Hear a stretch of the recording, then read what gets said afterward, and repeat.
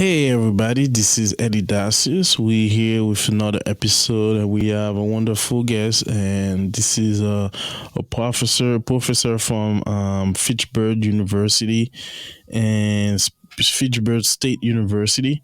And I think he's gonna tell us a lot about himself. His name is Josh Spero, and Josh will have this opportunity to tell us about his journey and advice to our audience. Before we go further on this episode is brought to you by Dacius Facility Management. Dacius Facility Management, they manage your property with a variety of your services. Call them now 617-237-0106 or go online at www.daciusfm.com. Daciusfm.com. Do you want to maximize the value of your commercial property and achieve optimal productivity and efficiency in your day-to-day business operations? That's where Dacius Facilities Management can help. DFM offers Boston area businesses help in key areas like building and preventive maintenance, handyman services, project and vendor management, and even security consulting at competitive rates. Call Dacius Facilities Management now at 617-237-0106 or visit daciusfm.com today. daciusfm.com. Like I said, this is Dacius FM. They sponsor this episode, and we have another sponsor. We're very happy to have them. This Day Design. They will help you with your website. This Day Design. Let's go with. Yes, if you're looking for a website, this day design, although Daryl will be the person to call 857-241-9955. They will help you with your design, marketing. Please check them out, www.thisday.design. Right, so we here with Josh. Josh, how are you doing today? Doing wonderfully, Eddie. It's great to join you today. Thank you for the opportunity. All right, so thank you for being here with us. We excited. Like we said, we're always excited to have great guests coming in and tell us about their story. Let's start with Divine Purpose Podcast. Divine Purpose Podcast, with this new episode with Josh Spero. Welcome to the Divine Purpose Podcast, where we transport you along one of the more dynamic journeys of life. Have you ever been curious to know what it takes to become a successful leader? Or about knowing the secrets of life through the Bible? How about engaging in conversation where no topics are off limits? We will take you to new levels with guests who can help you grasp the importance of your calling. Now, here's your host, Eddy Dacius, founder of Dacius Facilities Management.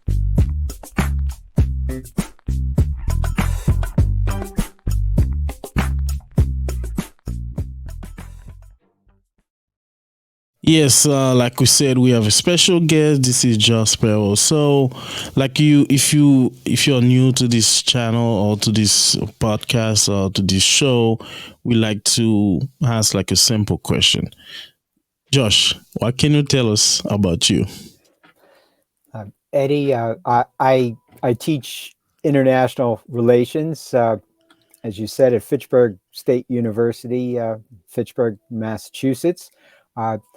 I've always been, or at least I've tried to be for most of my life, a public servant, and I really enjoy serving communities larger than myself, which includes quite a few years working in the U.S. government in Washington, D.C., in the metropolitan area before our family moved back here to Massachusetts. And now I serve at a public university, so I'm continuing my public service in higher education.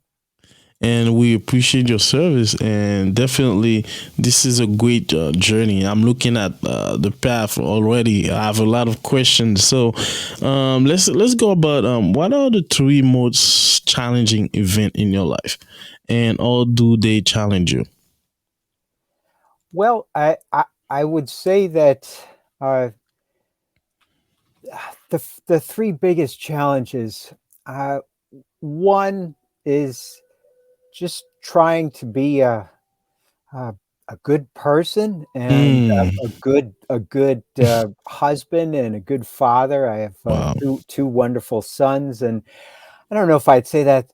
Well, I guess it is a challenge in a way. There are always challenges with family, but we have a loving, wonderful family, and so I guess I would say that that's the first challenge. The second would be just trying to do my best in the communities in which I serve.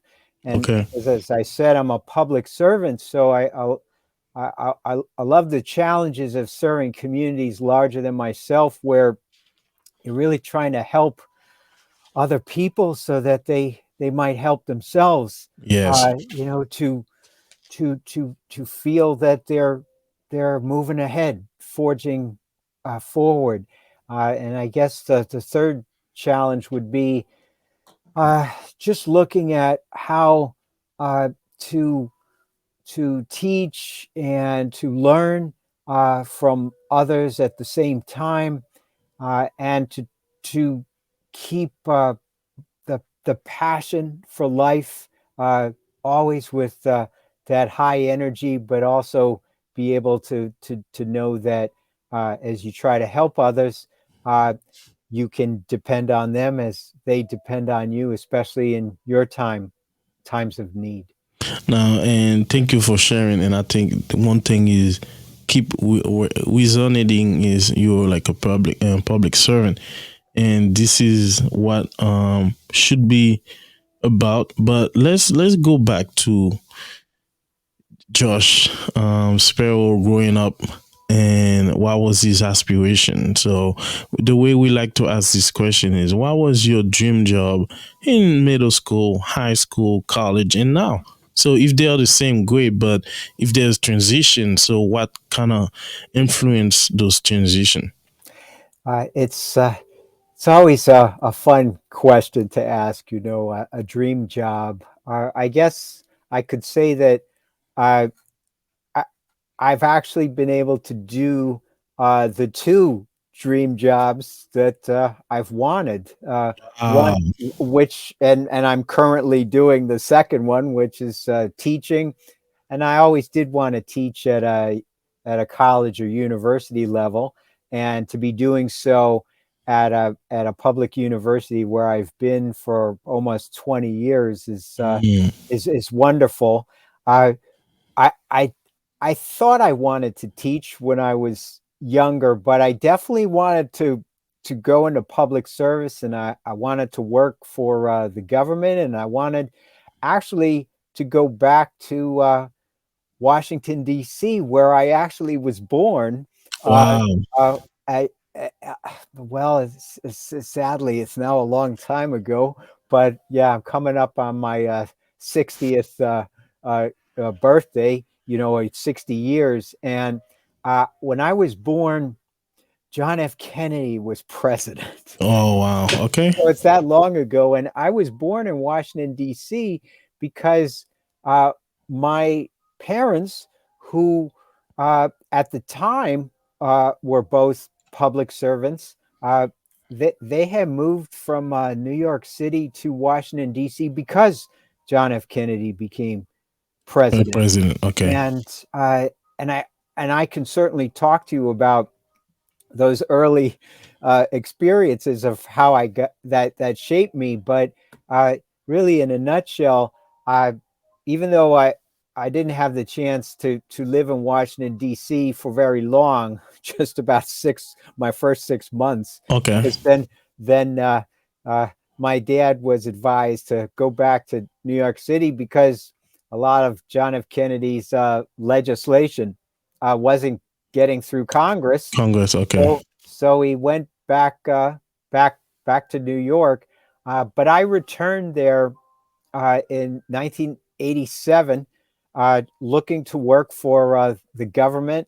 I mean, I had visited Washington a couple of times before then, but I really wanted to go to D.C. and I wanted to serve, well, in many ways, as a civilian public servant. I want to serve my country, but I also really wanted to work in the public world where you really are trying to help people.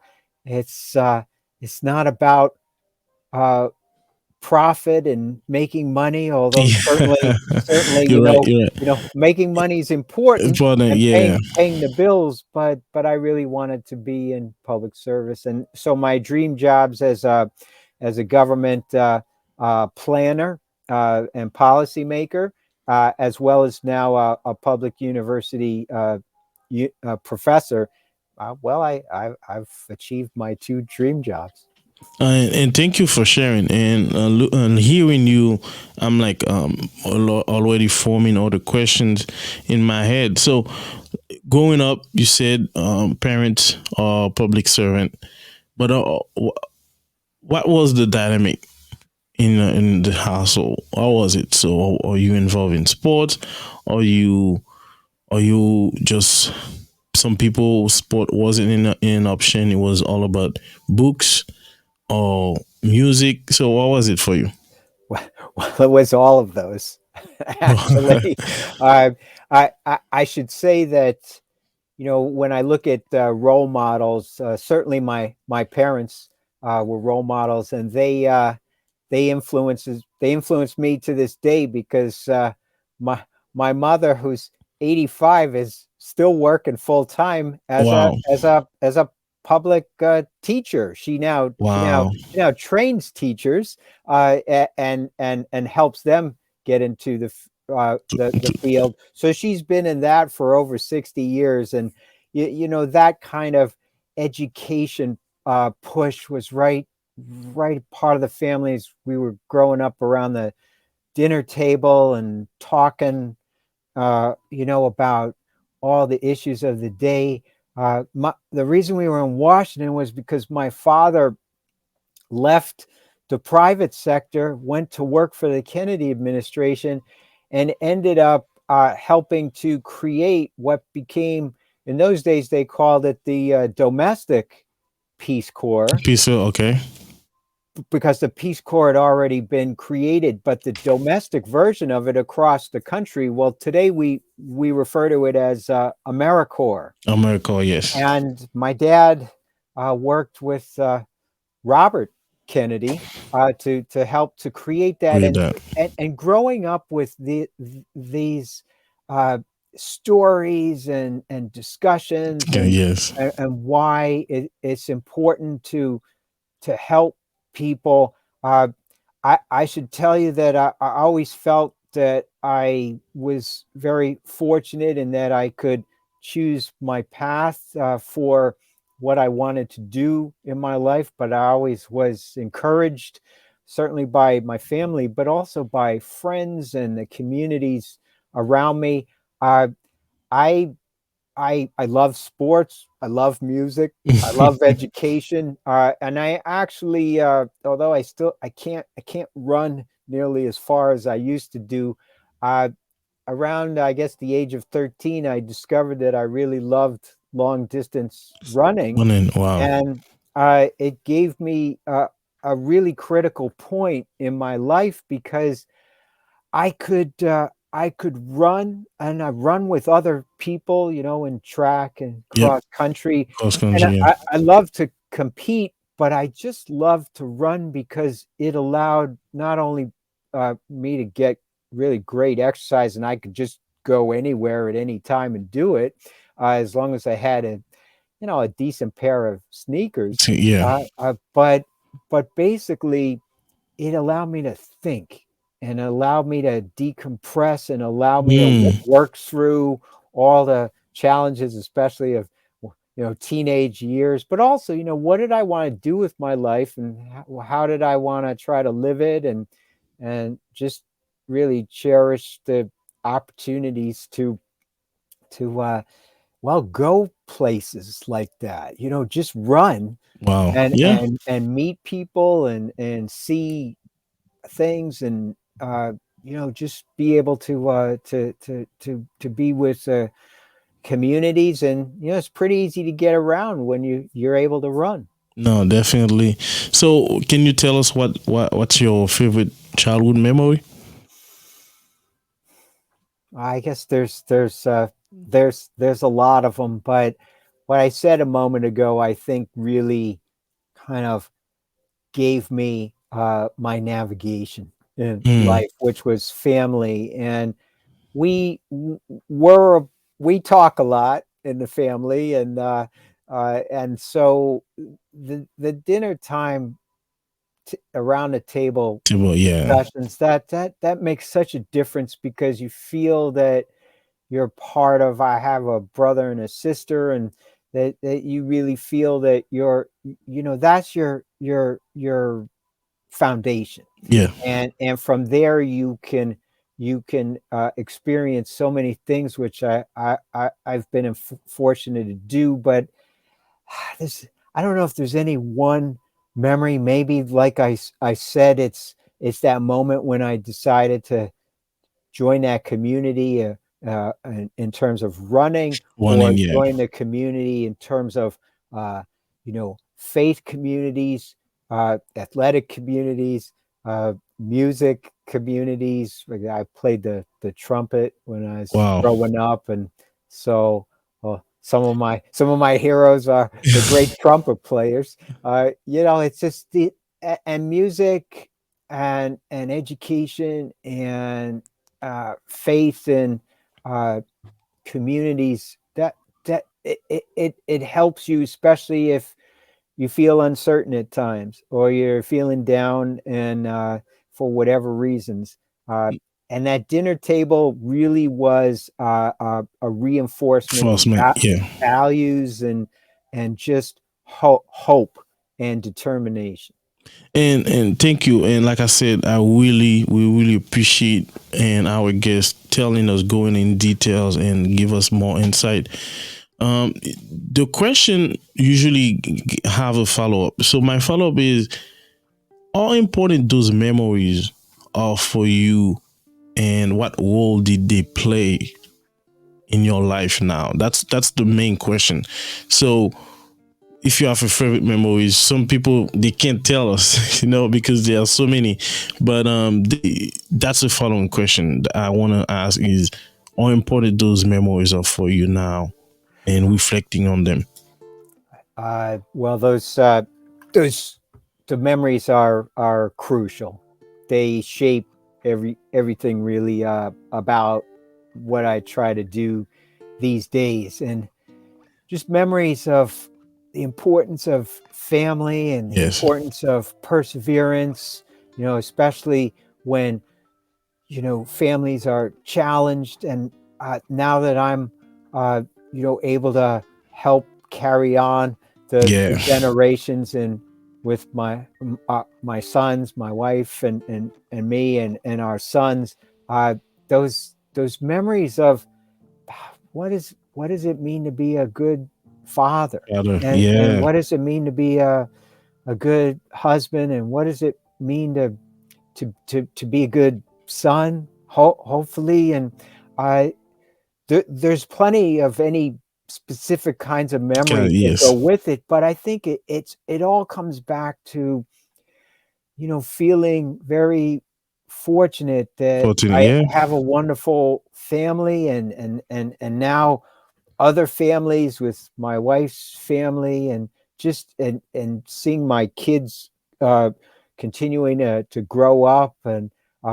my youngest son is actually a college student at Fitchburg State Wow. University, so he's part of that community of which Community. Yeah. I'm a part. And he always wanted to go there. It was the only place he wanted to go. And what's interesting is both sons went, or are going to public Public university. university. Wow. So they're carrying on traditions, and nothing makes me prouder than to see that. Just like I'm very proud when my students, you know, uh, go on and contribute in the Contribute. ways that Yeah. they want. And you can't help it if you're a parent, at least in my case, and you see your students going out there and doing great things. Well, you feel proud, like you would a proud dad.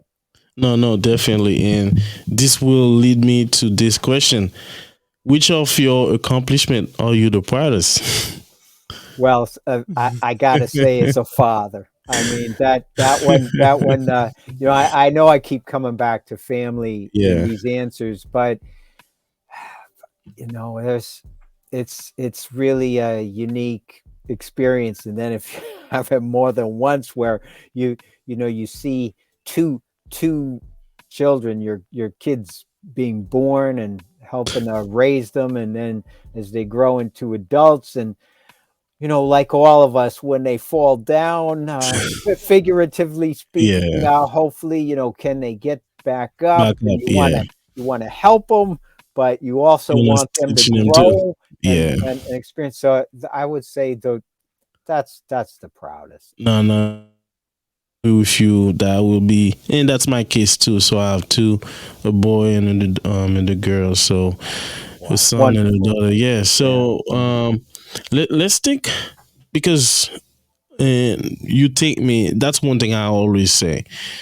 I don't know. I have a bunch of questions ready, but the guests are the one driving me to their journey. So let's say back to the future. So now you finish high school and it's time for college. What's the process look like for you? Well, I was fortunate to be able to after high school, to be able to go to college, and I've now had a lot of education, you know, getting from college through a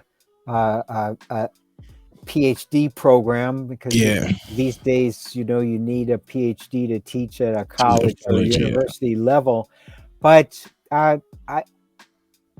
I was excited to go to college because I really, for that first time, was able to move away from home, and I wanted to learn. And I didn't necessarily go to college just to get my career going. I felt it was a great journey to take. And I thought for a while that I wanted to be studying history and maybe become a history teacher.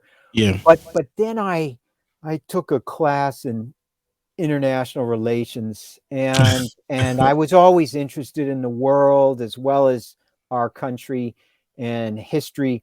But I was really interested in what goes on in other countries and cultures and societies, and I wanted to travel and learn about what goes on elsewhere and why it's yeah, important to us here. And so by I would say the 18-month mark at college, I knew I wanted to go into political science and international relations, and I knew I wanted to work in the government. And so I figured that was a pretty good area on which I could concentrate.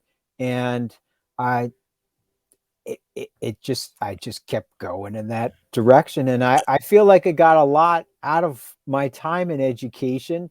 And I met my future wife at college. mm, It was my girlfriend, and I just, I'm still in contact with some of my closest friends from those wow, years, which is it's almost 40 years ago wow, now. that's impressive. We're still in That's touch. And impressive. I always tell my students, I said, these years go by really Really fast. fast. Yeah. And No, no. you snap your fingers, and it's over faster than you realize. And they always roll their eyes when I say that. And like, I'm serious. And you're typically going to meet some of your closest friends. I mean, they might be from childhood and growing up, Yeah. but at college, often it's the case. If you have that opportunity, it's amazing Amazing. how close you can remain with these friends. And some of them become really close, like they could become your significant, soulmate. You're right. No, no, makes sense. But you said something that kind of make me to maybe ask you more about it. So you said you took one class and that was like the definite answer. So we tried to call it in like you met you embarked in your purpose. That's my interpretation of it. But what kind of led you to say, "Oh, take that class"? So before you answer, so I have my wife. She wanted to be a psychiatric. But she took a class in women health, Mhm. and then she became a nurse practitioner. So that one class changed the whole. So what was it for you? How how did I take that class? God, I can't remember specifically. But I often would take classes because I had heard about the professors, the teachers, Okay. and so the reputation of this particular professor uh, was really well known, and I'd heard about his name, and I knew that this was an introductory class, and I mean the subject of international relations was interesting for me as well, Yeah. because I was interested in the world, even in as young as I can remember, uh, and so things just clicked. Like those first moments in that class, and the way that he taught the class, and this is a fairly large class. I mean, there Yeah. must have been over 100 students in it. So it's a typical lecture class. And thank Okay. goodness I don't teach classes that That large. I be. mean, I consider a class large when there's 20 students in it. And so yet I still felt connected. And what I found out was this professor was really for only a short time Time. at our university, and yet he really influenced me greatly. And then through him, I got to know one of my many mentors, my undergraduate advisor, and he really then steered me toward, at that time, the Soviet Union still existed. Okay. And I actually became a Soviet studies concentrator in political science, and it's certainly an international relations subject. And so by the time of my junior year in college, I was starting to study the Soviet Union and Russian history. And eventually, just after college, I went to the USSR as an exchange student and studied Russian in the Soviet Union. That was back in 1985 in the summer. And these things changed my life. I mean, that's really where the kind of public service I went into in the government. Wow. And this is great to hear, because now you're telling me that this is one class. So I hear it from multiple guests that they took one class and they were kind of flexible, and then they get to know their passion. So what is the most important lesson you have learned over your career? I always try to help others so that they may help themselves Mm, better in whatever they want to do to succeed, or to serve larger communities, or just to find a grounding for themselves, maybe a stability if things yeah. have been uncertain.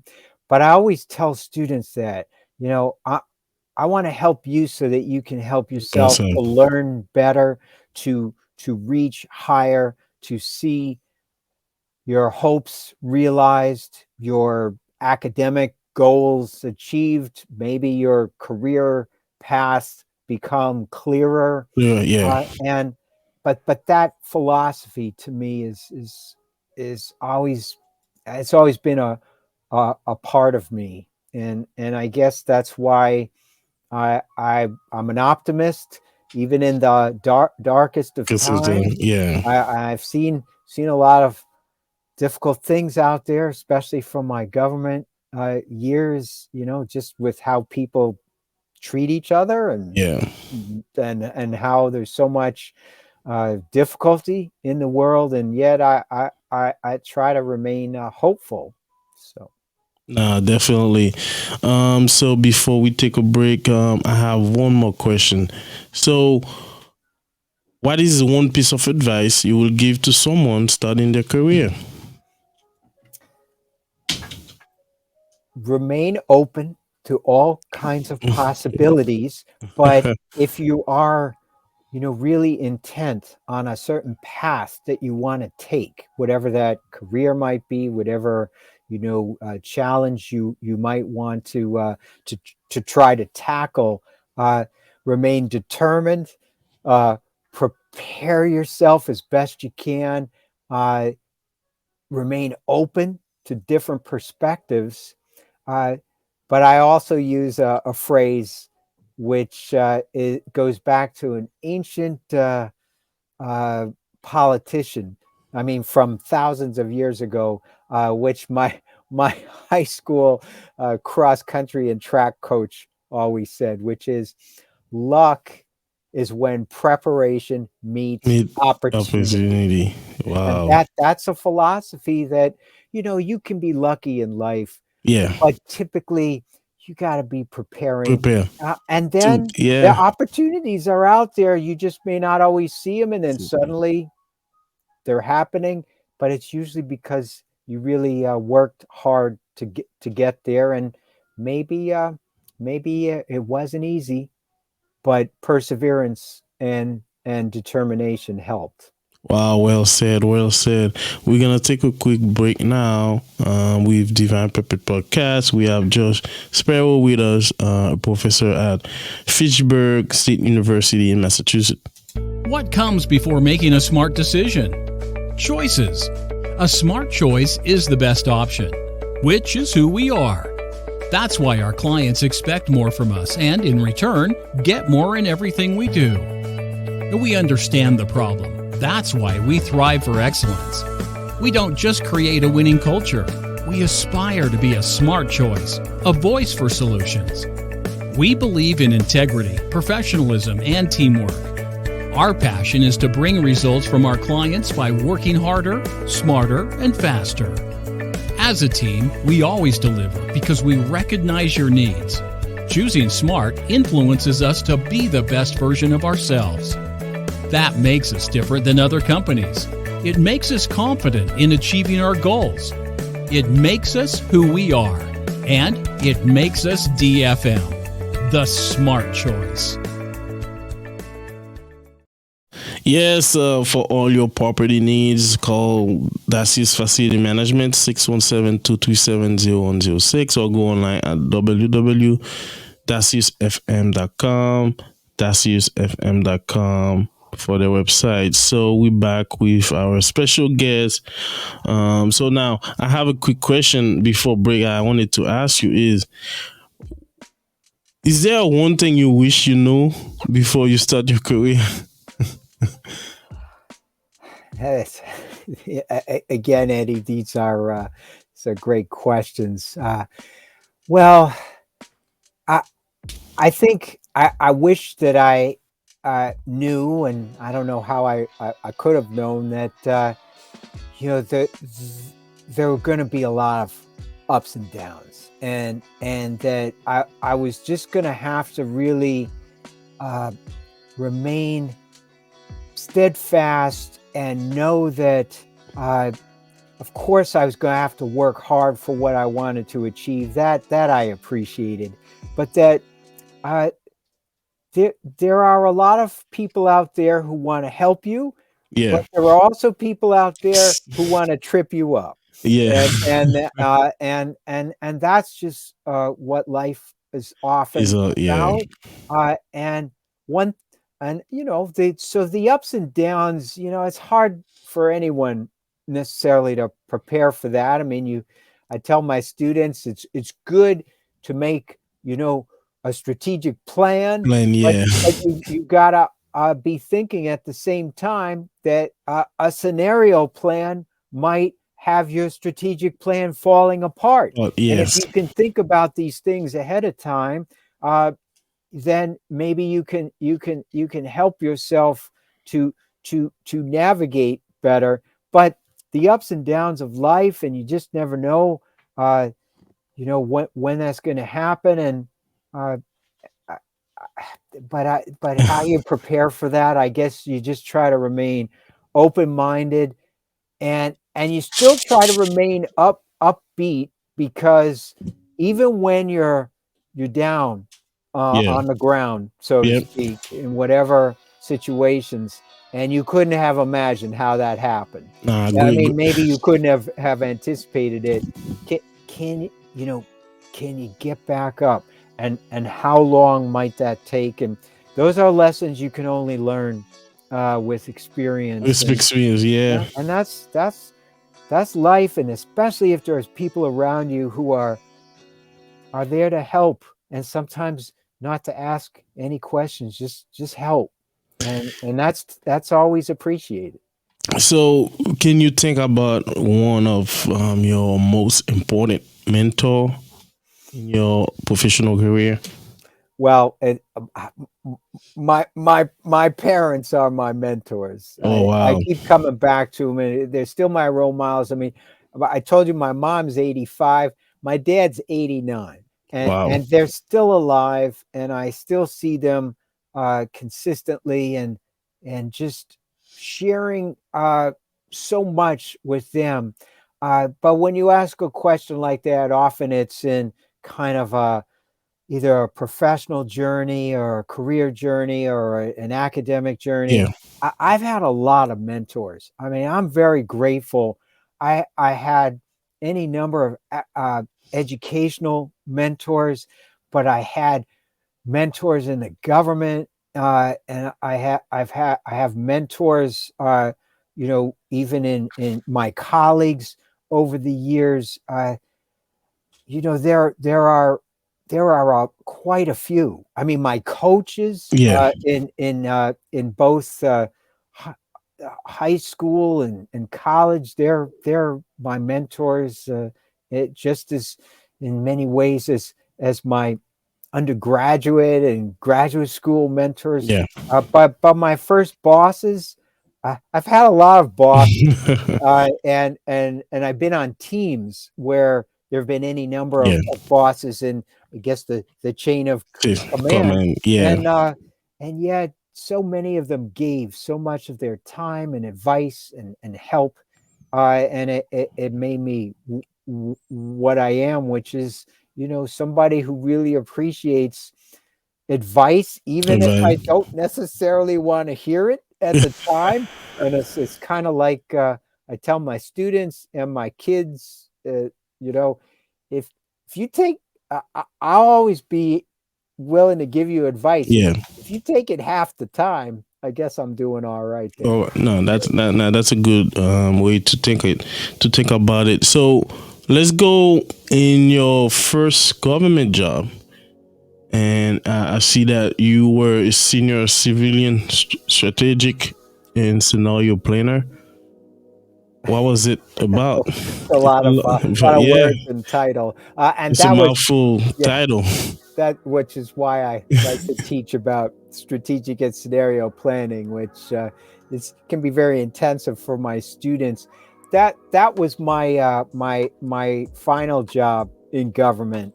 I actually my first real government job, kind of beyond internship level and part-time work, was actually in the Library of Congress. And Wow. Which was really fascinating. And I always wanted to be a researcher and an analyst. And so I was actually working on Soviet Union related issues at the Library of Congress. But I actually ended up losing that job because of a budget cut. And actually it turned out, and I only was in that job for 8 months, and I worked with some great people, some of whom I still consider my close friends. But it was fortunate, actually, that I lost my job. At least the government, in a lot of ways, can work slowly. So I knew I was going to lose my job before, at least some time before I actually lost it. So I started looking for another job, and of all places to end up, which I never would have imagined, the Pentagon. I was not a military focused person, and yet I spent about 10 years after those first several years of trying to get into government service full time, working in and around the Pentagon, and what I was able to do back in the 1990s was bring people and countries, many of whom were considered our enemies of the United States during the Cold War. Yeah. But when the Cold War collapsed in 1989, 1990, 91, I was really privileged to be able to work with people who brought these countries together, where we actually, so it wasn't about war, it was about having militaries actually work together with former enemies. One of those militaries was Ukraine. And, when you think about what's happening today in the world, I mean, I was working with Ukrainians back in the early 1990s. And working with what was emerging as a newly independent Ukrainian military. And you see, just with the life and death struggles of a country like Ukraine right now, some of the people that I worked with 30 years ago, well, they're still they're fighting for their lives right now. And in those days it was much more peaceful. We worked with the Russians as well as many other countries throughout Central and East Europe. And because a lot of my roots and my ancestors from Central and Eastern Europe, and that part of Europe has had a really troubled history. When you go back and look at the history, being able to work on it in the government as ultimately a strategic and scenario planner in the Joint Chiefs of Staff, on the staff of that. I mean, that's the highest level of the U.S. military. And I was always a civilian, but I worked primarily with military personnel and really learned a lot from them and about the military. I mean, so much so that my oldest son went into the U.S. Army on his own decision, scared his mom and dad by doing that. But I can understand, given that he spent some of his early years in the Pentagon with me, because I would take him around. So maybe that had a bearing, but I think it was also public service. And he growing up around the dinner table. That's a great thing, and to see the continuation of the legacy too. But let's talk about, because not every day I have somebody work at the Pentagon, so I'm definitely gonna ask some question. What was the job interview process? I know there's security clearance people get, so can you kind of tap into the different aspect of the job interview? Well, you've just said security clearance process, and that's typically part of a government job, and it can take months, sometimes more than a year to get those clearance, the clearance level approved. And that can be frustrating for a lot of people who want to work in the government, and it just takes a long time. So I always say apply very far in advance if you want the kinds of jobs that require clearances. I've always been very lucky, Eddie, as far as my government jobs and even my jobs at university level. I really go back to that phrase that I used when you asked me, what's an important phrase? Luck is when preparation meets opportunity. I was able to get a job in the Pentagon because, as I said a moment ago, I was losing my job in the Library of Congress through a budget cut. But fortunately, the gentleman who became my first boss in the Pentagon had worked in the Library of Congress 10 years earlier in the same department that I was in, and we had the same boss.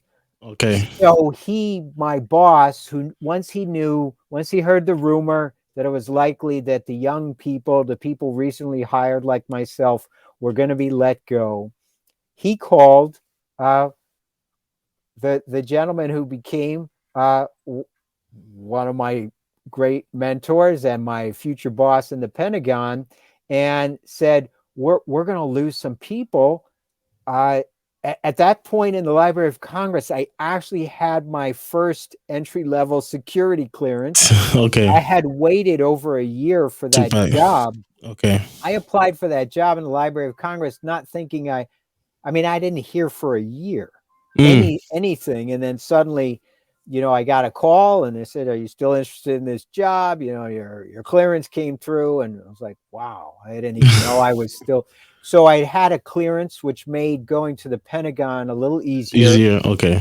And so I literally went over for an interview with this gentleman based on both of us having the same boss over a 10-year, difference, which is lucky, to say the least, especially if one's losing a job. I think if I quote you right, it's preparation meet opportunity.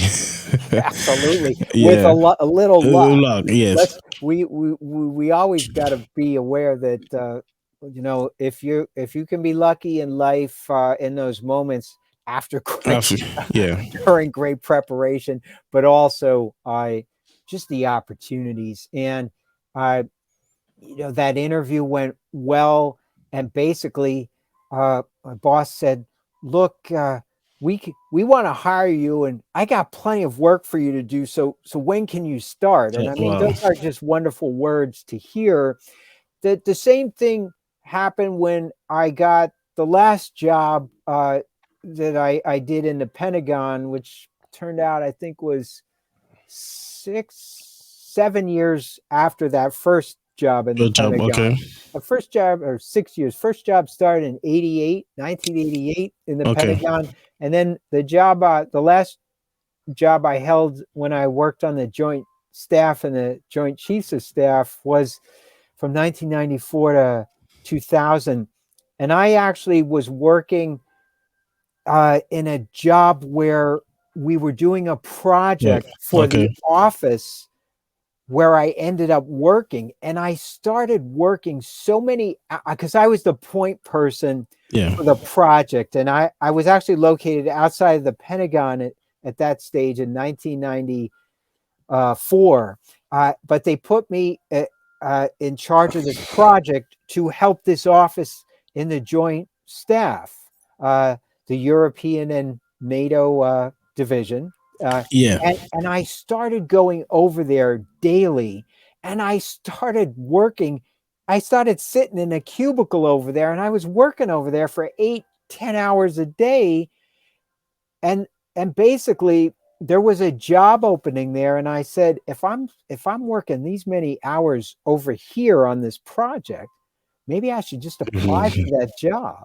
And fortunately, they had gotten to know me from the project with this other organization that had, in a way, this contract, but they were both government agencies just working together. And I applied for that job because I found out about it sitting in that cubicle working, 8-10 hours a day. And then I got this new job, and I could work 12 to 15 hours a day in that job. Wow.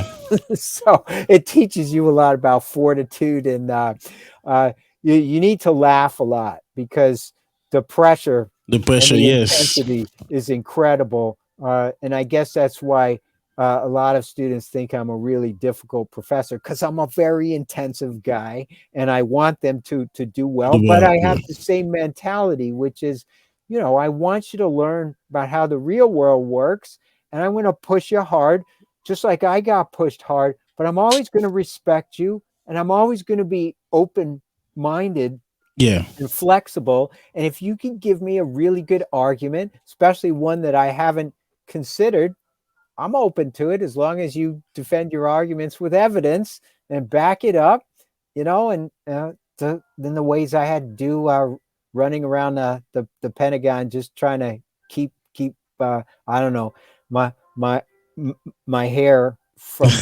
ripping out my hair. No, definitely. And thank you for sharing. This is great to hear, because that was like my curiosity. Wanted to really know more about your process about getting that job at the Pentagon. Let's go to hot topic. So hot topic will be one question, and I think this is gonna go in a length because it should be a loaded question. Let's go for a hot topic.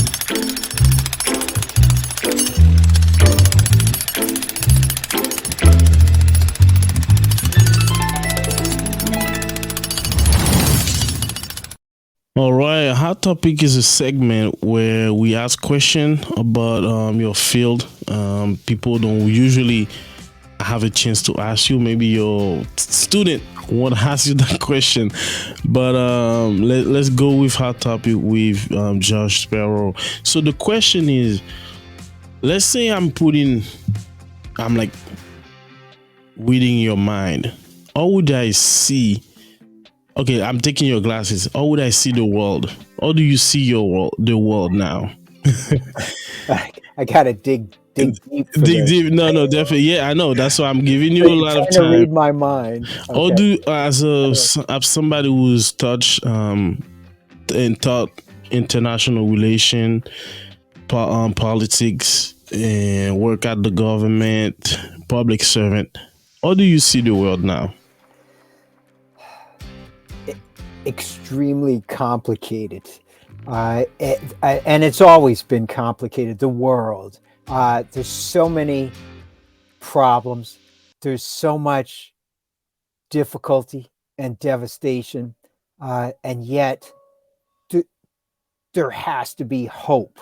And that's what I'm always thinking about. And I'm always thinking about, there may not be 100% solution to a problem, but how do we come up with problem solving? And that always comes down to decision making, which is really what I teach about and what I certainly did, when I was in government. But it's also about power. How is power used? Can it be used wisely and peacefully, not just violently and harmfully? And that's the world. The world is about power and how people treat each other. And the study of political science is the study of power, and especially how power gets used, which is about decision making. So if you try to look at my brain at any particular moment of any particular day, I'm always looking at what's the power dimension of this and this part of the world, and why is this country doing this, or how's this international organization trying to handle this issue? Why can't these people find common ground and look at compromise as the art of the possible, not somebody giving something up and somebody taking something away? Compromise should be a positive, where you got to work together and you got to find common ground. And it's really difficult, when wars are happening or pandemics are part of our lives. And what can we do, to try to understand it better? Wow. Well said. So I don't know if you know anything about Haiti, but I'm Haitian. And I do. How do you see Haiti? Because I'm biased. I will be biased, but I would like to kind of have the opportunity. It would be unfair to me to not even ask you that question as a professor and who study who taught who's teaching political science and international relations among countries. So, what can you tell us about Haiti? Well, thank you for bringing that up. And this is your heritage. These are your roots, and Yes. and I really appreciate that. Because like I was saying to you a moment ago, my roots in Central East Europe, from families from over a century ago coming to the United States. My wife's family, in some respects, coming here more recently. We're all immigrants, and oftentimes we're trying to get away from difficult situations.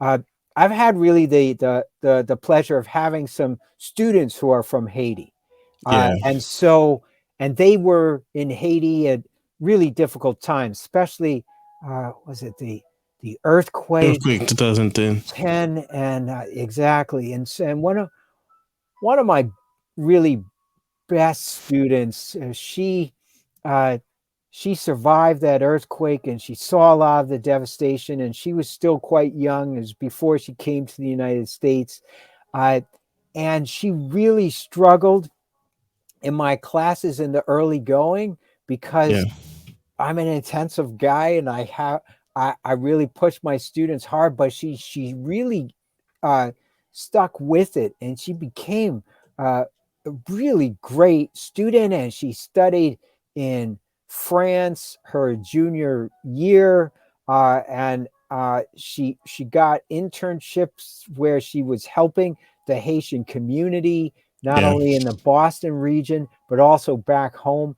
I really appreciate not only what she taught me about Haiti in particular, just from her family's traditions and the culture and the history, but the more I've studied Haiti, the more you see just how determined, through so much difficulty, the Haitian people have been over the centuries. I mean, this is an independent country that's fought for not only its values and its sovereignty and its independence, but it's also freed itself from enslavement. And what's really, it's sad when other countries, including the United States, haven't treated Haiti with the dignity and respect and independence it often deserves. But like we've been discussing, you got to help people so that they can help themselves better. And when you have earthquakes, and when you have hurricanes, and when you're right in the eye of so many storms, just because of the geography in the Caribbean, it's rough down there in terms of just the natural disasters that happen, let alone just trying to have governments that the people can believe in. That's one of the big part. Corruption, which is all over. And yet I always have great hope for Haiti. And the great thing is about the Haitian community up in Massachusetts, this is a strong community. Like we've had, the population's growing in a Boston and Cambridge region. Cambridge, Malden. Really great. A lot of our students are really first and second generation college students coming from these communities. I got a lot of Dominican Republic students. We got Cuban American, Haitian. You start looking at that region of the countries in that region, and just the determination of students to get the degree, especially from college, and they help their families, especially as first generation students. They know this. They're going to school full time. They're usually working full time, especially at a public state university like Fitchburg State. and they're helping out families, Family not back, only here, but back. often back home. And that's the best. I mean, how can you ask more of someone? And they're usually really grounded in faith and community, religion. I should tell you that my wife is a minister. Okay. And so, Wow. faith is Faith important. is She's serving public communities, yeah. of the community with the congregation, and she's got a wonderful flock of in her congregation, and it's these things are important. And I know you asked about Haiti, and I hope I've given you some. No, some you sense definitely did a good job. Wow, this is amazing, and this is beyond what I imagined to happen in terms of where this conversation will go and the journey you took us. And I think our audience will really appreciate it. Last word for you, Josh. Well, Eddie, I know in some of the prep for today's show, I thought I saw a question of, what question, should you have asked me? Yes. Right? So I'm going to help you with that. Thank you. Which is, Eddie, why didn't you ask me what my last name means? I'm saying this, with some humor.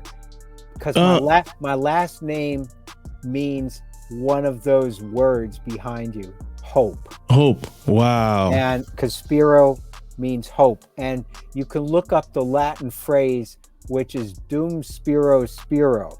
And the first Spero is Spiro, which is my name. But that means Dum Spero with an I means while I breathe. And then the second Spero with an E means I hope. And wow. So that's I figured that's a nice way to end your wonderful show. That's the best way to do it, and I really appreciate it. We should have you back because there's so much questions we should have asked you today, but with limited of time, we know you're a busy man, so definitely let us know who would you like to have as a guest. And your wife is welcome. Is she up to it? Anybody in your circle, they should be welcome if that's something they would like to do. Josh, really appreciate it, and let's keep hoping. Let's keep hope alive and strong. Eddie, thank you for this wonderful opportunity. I appreciate it, and I look forward to staying in contact. No, definitely. This is Eddy Dacius with Divine Purpose Podcast. We excited. This was Josh Spero, and he really went in length talking about his journey and him being a public servant. Josh, thank you. Appreciate it. Thanks again, and all the best.